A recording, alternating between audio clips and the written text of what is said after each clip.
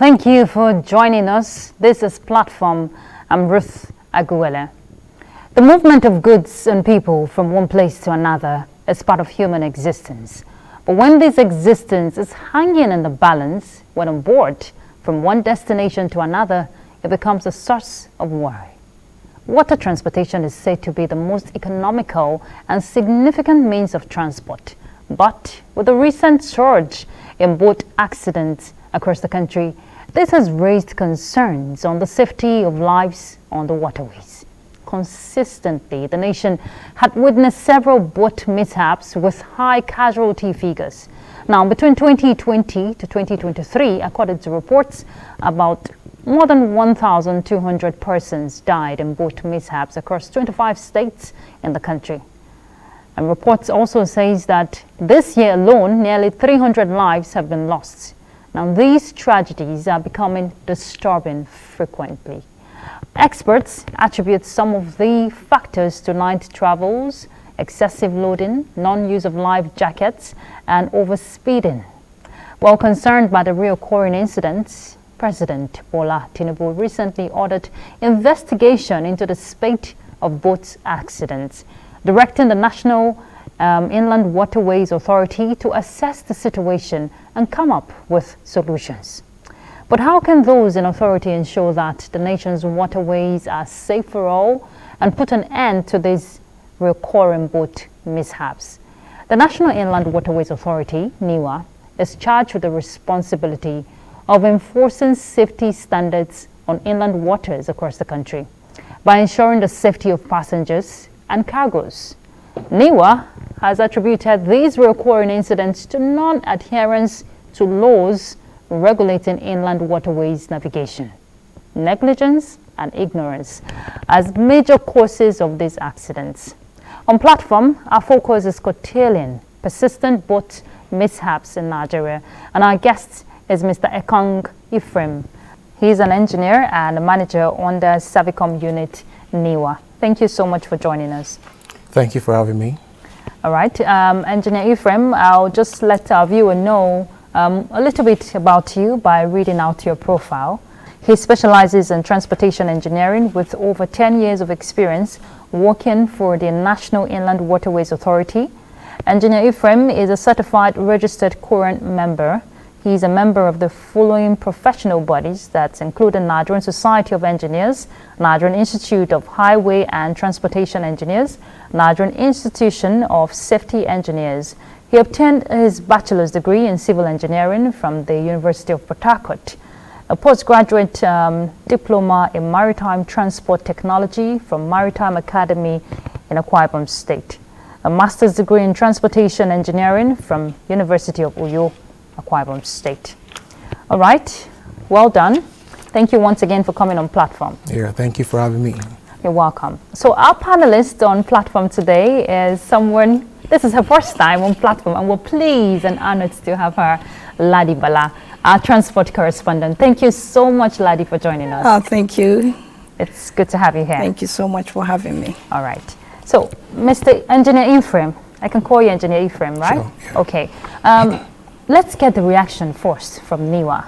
Following these scary incidents we get to hear, it's been reoccurring for quite a while now, and it's not stopping from what we're seeing. But tell us, how is NIWA, taking it all in? All right, thank you very much.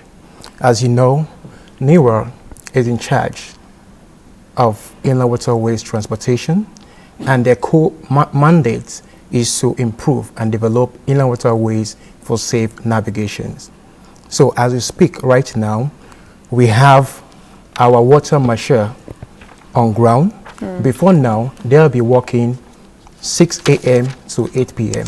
But as we speak right now, they are working all day, 6 a.m. to 6 a.m. to ensure the transportation code, which is also known as Inland Waterways Transportation Regulation 2023, which is a set of guidelines to ensure that all vessels obey the navigation rules as enshrined in the transportation code.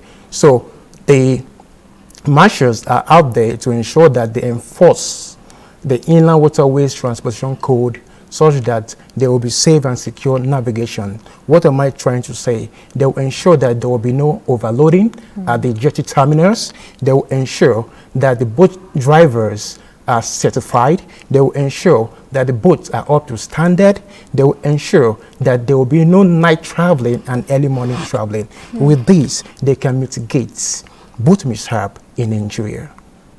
You know, it's good you just reeled out the mandate of NIWA. Yeah. We'll delve into the issues we're hearing and Okay. what reports are feeding us with. But let's hear from Lani. Yeah. I'm glad you did say that. We were going to ask you what strategy or plans NIWA has put in place, to address the issue of the incessant boat mishap. But I'm glad you mentioned that you have marshals on the ground, and I think basically for them to enforce those regulatory standards. Should we now assume that the marshals have not been taking up their responsibility? Because with the marshals at the water, ports, we still have incidents of boat mishap. First of all, if you look at the training pattern of this boat mishap in Nigeria, 90 to 95% happen late at night or early in the morning. Before now, our boat marshals have been working 6 a.m. to 8 p.m. So now, with this incessant boat mishap within Nigeria, they are now told, they have been mandated to work 6 a.m. to 6 a.m. There will be rotated shifts such that they will enforce this transportation code and ensure that night travel will be a thing of the past and early morning travel. Secondly, we have carried out aggressive safety sensitization campaign awareness, which was done in the months of August and the months of September, but it's a continuous thing. We also sensitize the riverine people, the boat owners, the boat passengers, the riverine traders, that we told them, fine, you can't travel at night. If you want to travel at night, it's not possible. You must wait until it is 6 a.m. before you travel, and endeavor to put on your life jacket, because your life jacket is your personal protective equipment. Your life jacket will keep you afloat if there is a mishap. So these are the things that we are doing, and also we are training and certifying boat operators and to ensure that they require the right skills to navigate inland waterways transportation. And this has to do with mandatory certification, refresher courses, and operating licenses. It's good you just mentioned that these boat operators are being taking on trainings, because a lot of them rely on their overrated knowledge based on reports we're hearing, for these navigation channels in the waterways. Yeah. They believe that they know it all. But it's good NIWA is coming up with this training. But the question is, I know you talked about the marshals who will be on ground 247 now. They don't used to be, it wasn't like that. And this was because of the last incident that happened in Lagos, Exactly. where 21 people drowned in the local government area. The question is, why do we have to wait until something terrible happens before a proactive step is taken? What happened all this while? Okay, let me say this. Over the years, there have been a major shift of population from the rural area down to the urban area. Now we have more population. Now, when there's an increase in inland waterway transportation, then we have increase in accidents. So before now, we never have this high rate of accidents. So now we now. But it's been have consistent. Yeah. It's So been consistent. Okay. So we have to take this approach. Okay. Before now, we never had the Inland Waterways Regulation 2023, which is the transportation code. But thank God for the Honorable Minister for Marine and Blue Economy that unveiled this transportation code on the 11th of June 2024. Okay. So with this, it will also guide the boat operators, the boat owners, the investors of inland waterways, and the riverine traders on how they can navigate safely within the inland waterways by going through this transportation code. And this transportation code, you can get it in NIWA website. It's there. Just go to NIWA website and download it. www.niwa.gov.ng. That's our website. So you can go there, download it, and have a copy of the transportation code and go through it and see what it entails. Okay, I still want to take you on the responsibility of the boat marshals. Now, just this year alone, about 300 lives have been lost to boat mishap. Yes. One of the factors responsible is the wrecks, you know, the woods, whatever, within the navigation channels.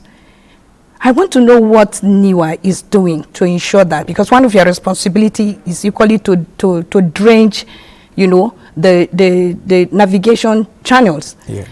Has NIWA taken that into cognizance? Because we haven't heard of any of such steps so far. Thank you very much. As for the removal of wrecks, NIWA has been doing it, and we are still doing it. The major causes of boat mishap is not just obstruction within the waterways. No, it's due to night travel. If you check the trend and pattern, 90 to 95% of boat mishap in Nigeria is as a result of night travel and early morning travel. So that is what we want to see, how we can curtail that to ensure that there shall not be night travel and early morning travel. Secondly, the use of life jackets.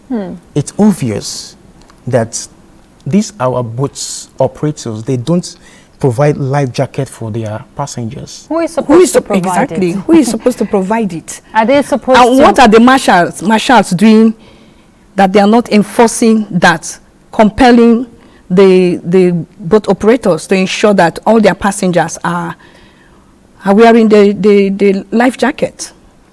First of all, it's the boat operators that will provide life jacket for his or her passengers. Yeah. Now, for the enforcement, before now, we never had water marshal. It was on the 11th of June 2024 that they were inaugurated by the Honorable Minister for Marine and Blue Economy. So they are working right now, day and night, to ensure that all terminals must have their life jackets for their passengers to wear before they sail. I want to know if there is any synergy between NIWA and state transport agencies at the state level, at the local level. Has there been any synergy? Because obviously NIWA alone can't handle, you know, the issues along all the waterways in Nigeria. What strategy have you put? Is there any synergy? NIWA cannot do that alone. So we need to collaborate with the states and see how they can come to us and we can come to them in order to have effective and efficient inland waterways transportation. So there have been collaboration with the states. We have synergy. I understand that synergy is necessary, But very crucial. Even though states is putting in its weight, that it's if states are putting in their weight, you know, to support NIWA.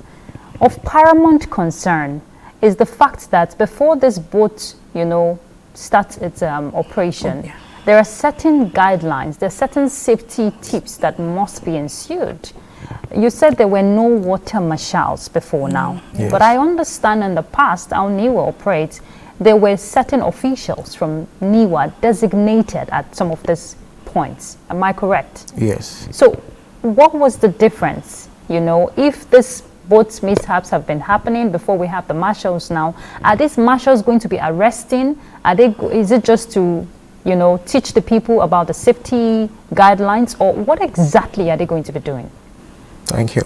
These marshals will enforce the transportation code to ensure that before a boat leaves the terminal, the boat operators must provide life jackets for the passengers. And these boats must be of standard. It must not be substandard boats. So these boat marshals make up their recommendations and report back to the office. Okay. And apart from that, we have the Inland Waterways Police. Okay. This police, is there a corporation? Yes. Okay. This Inland Waterways Police, they work with the water marshals to arrest any defaulters in line with the transportation code. So that's what we are doing right now. Just before Oladi comes in, I'm just curious. Okay. They were just inaugurated in June. Right? Yes. Now, what happens to these boat operators? Because from June till now, we've recorded, the nation has recorded a number of boat mishaps. In October alone. Yes. Even in September, we've seen that happen. We have 2 Niger, incidences. Across Niger and Lagos. Yes. So what is really going on? Are these boat operators adamant to compliance? What information are you getting from these marshals? Okay. Yeah. Now, in regard to boat mishap, it all depends on perception. Okay. And perceptions are shaped by various factors, such as past experience, cultural norms, Sure. socio-economic condition. Now, they will say that we have been sailing for over 5 years without life jackets. There's nothing there. I can swim. I'm a fish. What about those that don't know how to Yeah, swim? gambling with people's lives. So that is the challenges we are having. And meanwhile, from time to time, we issue out life jackets to boat operators for free. So that's what we are doing right now, to also help them, to help people as well. So that is the mechanism that we are working now at the moment to ensure that there is safe and secure inland waterways transportation in Nigeria. So with that, I believe it will help to mitigate boat mishap to some level. The incident that occurred in Niger State, about 300 persons were on one boat. The capacity of the boat. Talking about overloading. Yes, the boat was overloaded. 300 persons. So what mechanism have you put in place, to ensure compliance, to ensure that the people that you have, given this responsibility are up and doing? Yes, there is. Any boat operators that fail to comply with newer safety regulations, there is fines and penalty. What are the fines? Yeah. These fines are financial fines, number one, and it all depends on the severity of your violation. One life. One life. That is number one. It's too much. That's number one. It's priceless. Penalty, yeah. Secondly. So what is the penalty if you're held culpable? Yeah. Like I said, it all depends on the severity of your violation. When lives are lost, what is the fine? The fine. Are they charged to court or they are fined? No, they will be charged to court. Okay. They will be charged to court. The second penalty is your suspension or revocation Of your license. The third one is impoundment of your boat. Has that been happening of late? Yes, it has. In Lagos State, I can assure you that. I don't have the record here, but I can assure you it has been happening. Okay, so let's also look at the side of these boat operators. We can't just push all the blame to them. They're not here to defend themselves. In as much as we're seeing human error contributing to this based on overloading. Now, what about their challenge of the boats that has, deteriorated? Are there complaints, or is NIWA putting that, because you're also responsible to ensure that the maintenance of these boats are in, safe condition before they can be navigation worthy? Yeah. So is NIWA checking all of that? And what is the challenge from these boat operators? If they know they don't have the capacity, why risk people's lives? Okay. First of all, there is inspection of these boats, Okay. and it's being conducted annually, once in a year. Okay. And it depends on the region, the level of the water traffic, and the specific risks associated with that route. So it could be 6 months, between 6 months to 1 year, but it won't exceed 1 year, depend on those region and the traffic you have on the water. So that's what we do. And we also inspect the hull of the boat, that's the body of the boat. We inspect the engine, we inspect the steering system and the buoyancy. We also inspect the life jackets, the fire extinguisher, and ensure that their operating license are up to date. Now, NIWA is putting effort to see how they can help these boat operators. We are trying to get fiber boats to give to them, but it's going to be gradual. We have done that in Lagos, we have done that in Port Harcourt. More like a joint venture with the boat operators, like supporting them. Supporting them, yeah, yes. So we have done that in Lagos. Why I'm asking if it's a joint venture, are they going to pay certain amounts to get it, or it's for free? Is NIWA giving them for free? It's not for free, but it's just a means of supporting them. Okay. Yes, to do their business and save more lives. I am curious, at the point of issuing license to private operators, what are the conditions that they must meet before they are licensed to operate on our waterways? All right, thank you. First of all, when these boat operators acquire their boats and they are ready for business, they come to NIWA and say, NIWA, we want to do this, we want to operate in your waterways. We say, okay, fine. Write in, give us your letter of intent, what you intend to do. After that, we'll now inspect your boat and ensure you know how to navigate. After that, we'll now ask you, do you have the requirements as a boat operator? Are you satisfied? Where did you require your training? If you don't have that, then NIWA will now come in to train you and certify you to ensure that you can navigate within the inner waterways before your boat can be licensed. You know, it's a lot of task before NIWA, and I'm just thinking, does NIWA have the capacity, talking about the manpower? We're looking at 10,000, you know, what is it called now? 10,000 kilometers of our inland waterways. Now, does NIWA have the capacity to get across, you know, the whole country, putting in manpower in place, infrastructure in place? What really is the challenge? Yeah. NIWA has the capacity to put that in place. Now, when we talk about dredging, for dredging to be effective and efficient, it goes with maintenance dredging. And dredging is in billions. That's a lot of money. So NIWA has the capacity, but they also need some little support. That's why we are seeking for PPP, public-private partnership, in line of the NIWA's financial operations, so that they can also come. We have joint ventures to ensure that we can expand this inland waterways system in Nigeria. So, but in the aspect of providing this life jackets, ensuring that the centers, the navigation centers, where these boats reside, the jetty channels and all of that, is NIWA having that shortage, or should I say deficit, in the area of infrastructure to ensure that certain things are put in place to support these boat operators and the investors coming in? Especially in marking of the channels of navigation. Because NIWA is expected to mark those channels for the boats operators to pass through. That's true. That's what we are doing, and we are still doing it. We are improving the inland waterways navigation.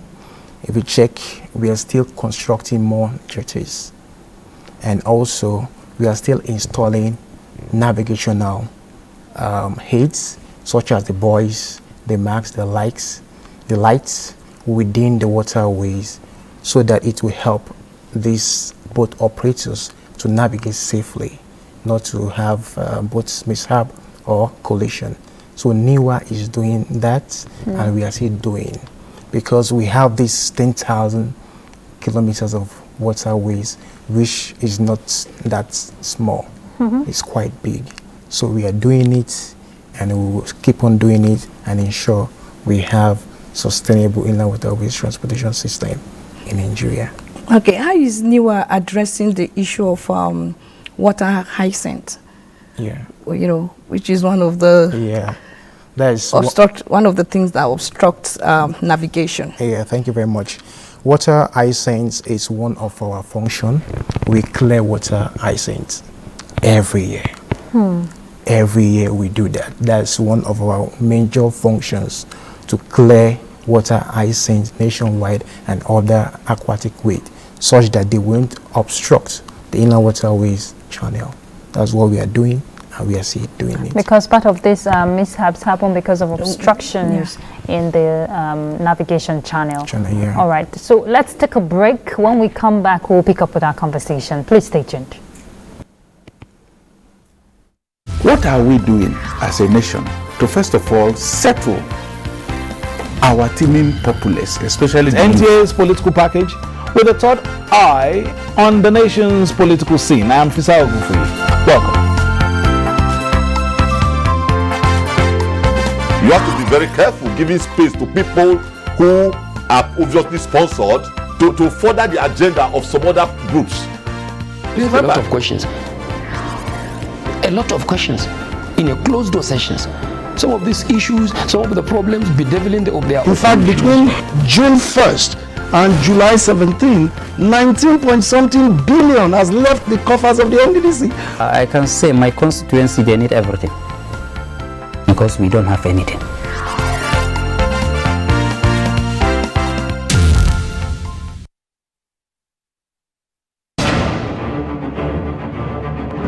A method for digital literacy is a bot that you can use, you can interact to learn more about digital literacy. Hello, it's our pleasure to have you join us on platform. I'm Ruth Aguwele.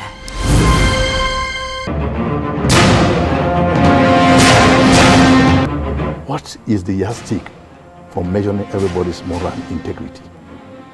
It's critical at this point in time. How daunting has that been for the Institute in getting them abreast with all the legislative procedures? The fact remains that one training workshop is not enough.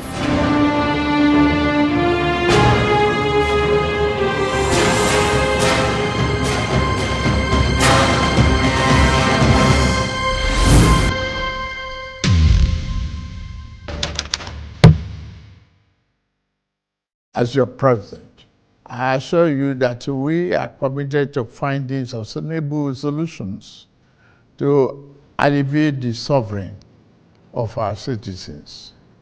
Once again, I plead for your patience as the reforms we are implementing show positive signs, and we are beginning to see the light at the end of the tunnel.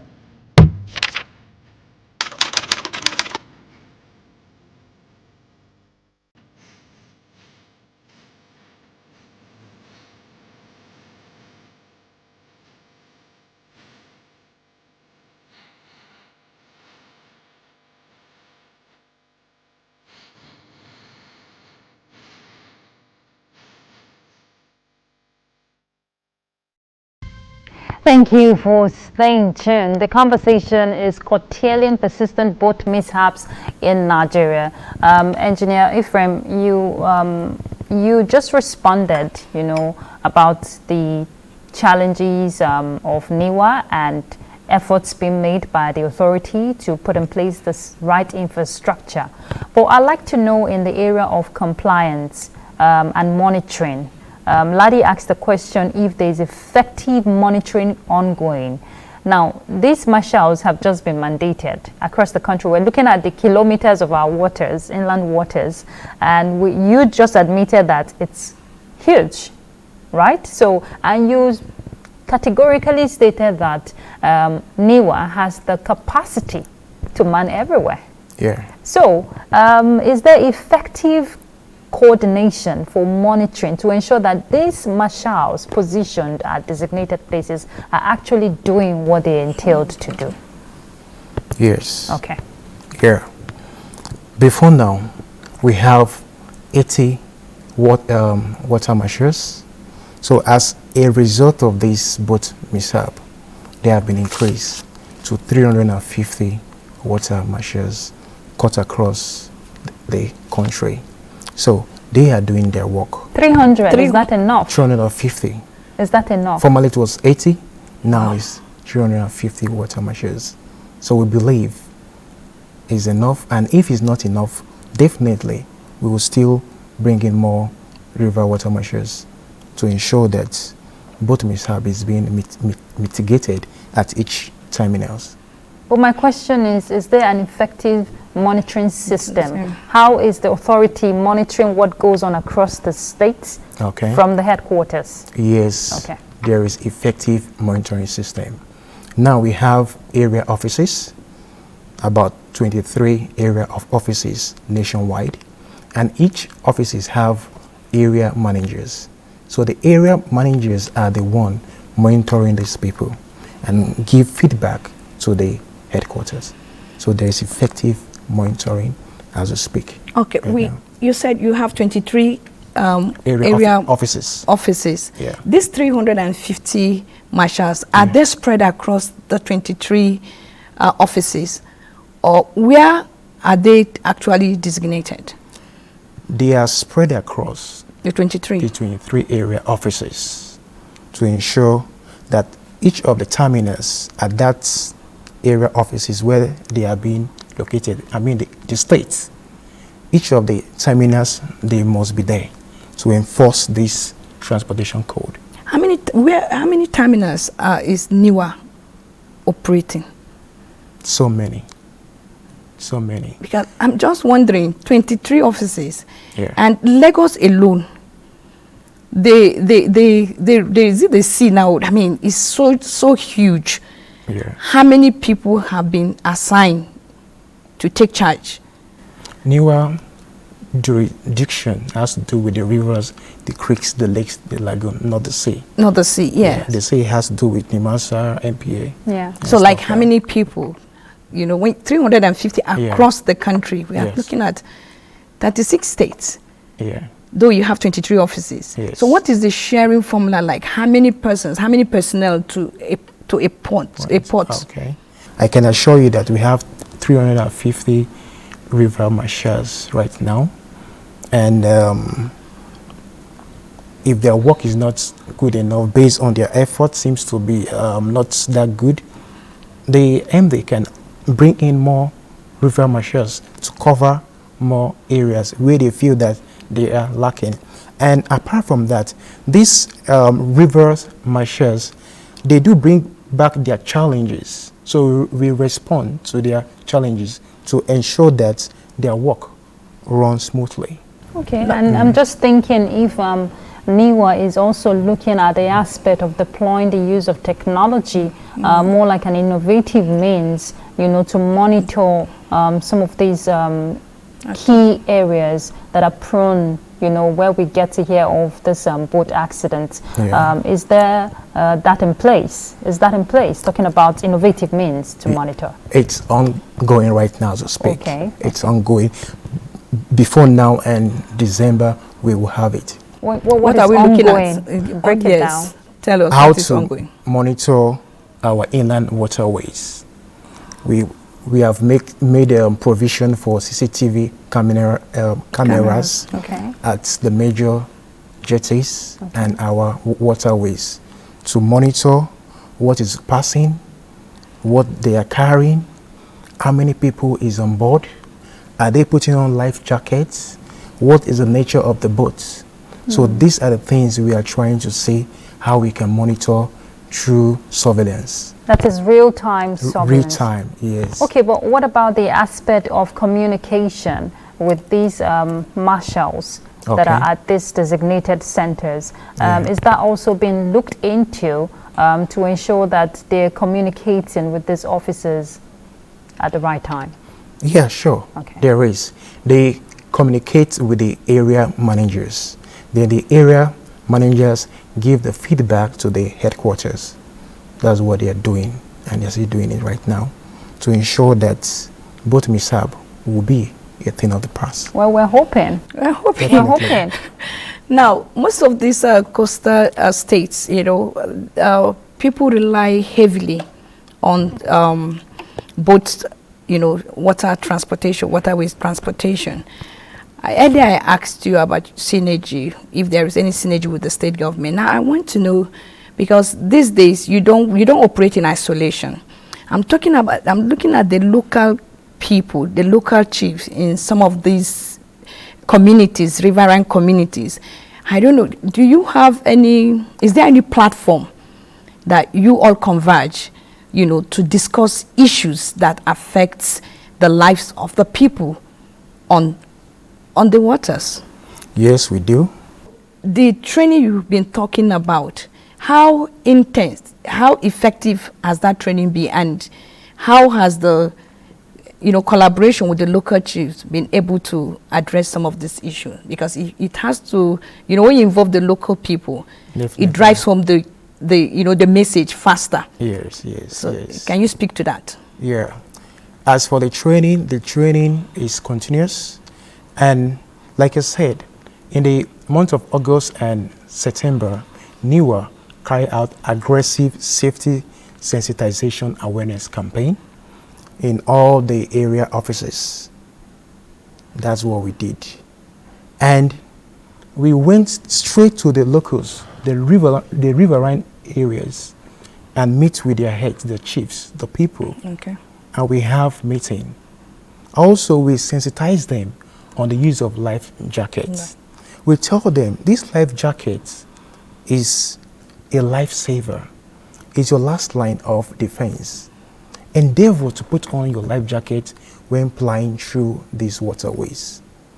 Something terrible might happen, but you have to be safety conscious. Safety is key. Safety is not just all about compliance, but total commitment. So that's what we told them, and we have to tell the chief so that the chief will also drive down the message to the youth as well.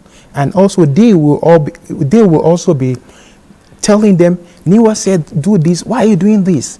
They will encourage them to see that this thing imbibe in them, and with no time they will adhere to safety measures and procedures. Okay, and also the passengers, we've not talked about the passengers, they also have a role to play. We've had reports of that adamant nature of refusing to wear this life jackets. Yes. It's unfortunate that when these accidents occur, they bear the brunt. But these boat operators, like they say, they are fish. They know how to navigate their way out of the water. Yeah. But the passengers also, I want you to tell us first-hand experience, where these passengers are refusing, to wear the jackets based on reports that we've been hearing. Why would someone put their life on the line? Well, first of all, I would say that it's based on their perception.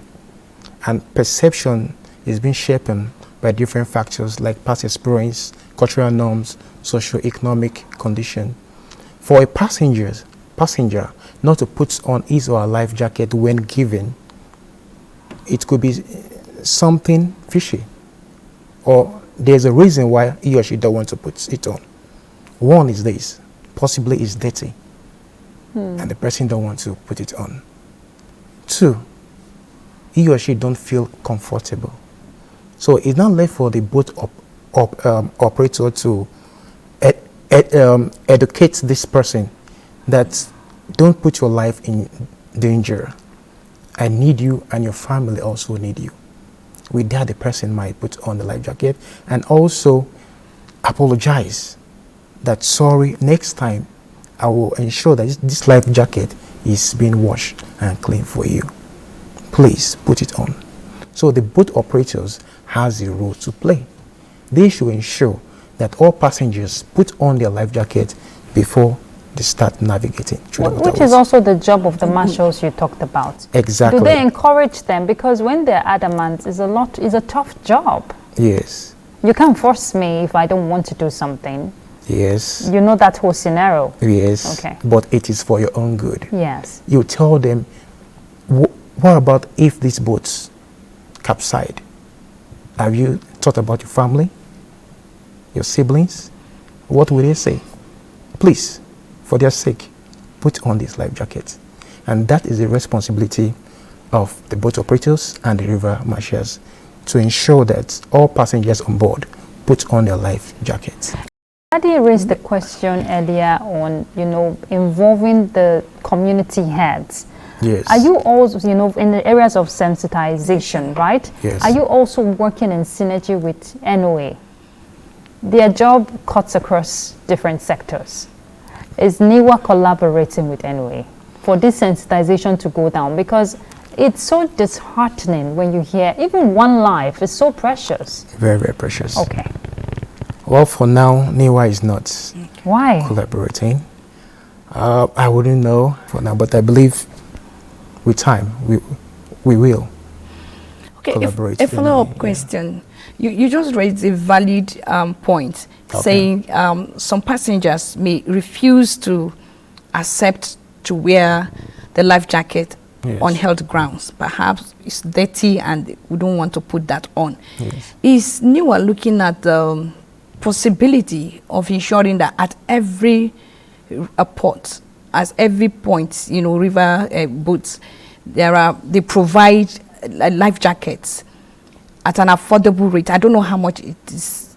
I don't know the cost, but that let there be provisions such that if I want to use the boat and I'm not comfortable, I don't feel comfortable using the one being given to me by the operator, I may decide to just buy one for myself, because it's another way of promoting a business at the water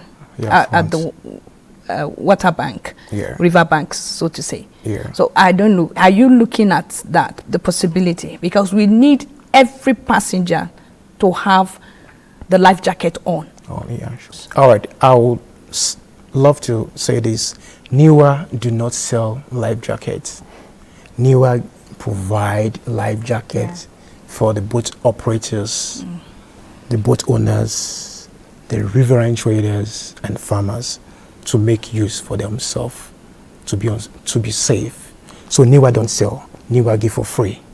But NIWA can encourage operators to have, enough. Sure. For we can. Those that will want to buy. It can only go for hire, because how many people who go through this means of water transportation can afford that? It can be part of what NIWA. I'm sure Ladi is just proposing. Yes, and a recommendation to make it easy for everybody. You're not taking it to your houses, even when they give, which is compulsory. You're supposed, is your entitlement entering that boat. You have to wear it. But presently, NIWA don't provide life jackets to hire. We give out for free, and that's what we are doing, and we are still doing it. Okay, what about the aspect of exploring other means, to utilize these inland waterways, looking at our natural endowments, to facilitate regional integration and all of that? Is NIWA diversifying? For now, I would say no, because our main focus is to improve and develop Nigerian inland waterways for safe navigation. So that's what we are doing, but we also welcome investors. If they want to do that, they are free to do so. So for now, we are looking at effective and efficient inland waterways transportation in Nigeria. When you talk about development of the inland waterways, it has to do with it cuts across. That's why I asked the question. Okay. You want your inland waterways to be safe and secure. Nigeria is a blessed country. Definitely. We have our tourist sites, and some of these places you can't get to, you have to navigate through the waters. Yes. So making it attractive for tourists is one aspect. Promoting trade, some of these goods can only be transported through the waters. Definitely. So harnessing the opportunities is what I'm asking. Is NIWA willing these investors to explore various areas? Yes. What are those areas that you would recommend for investors to come in and participate? All right. First of all, boat constructions, they can come in. Okay. We have tank farms, they can also come in. Hotels, resorts, they can also come in, and also run cruise boats as well. They can also come in that area, and so many things. Also sightseeing as well. in Lokoja, we have hippopotamus as well. So if investors can come in and say, okay, fine, we want to make use of that area, that's River Niger, for people to come and see hippopotamus on the water. So that can create a source of revenue and a center of attraction for people to I will not risk my life and go and see hippopotamus if I know the boat I'm going to enter is not safe for me. No, the boats, so that's another aspect that needs investment. Yeah. Some of those boats. Boat building. Yes. Yes. So NIWA is welcoming boat builders. Okay. Yes, that's one of the things we also encourage investors to come into. What about locally manufactured boats? Is NIWA promoting, the aspect of encouraging local manufacturers? Yeah, sure. They are. Fiber boats and also the barges as well.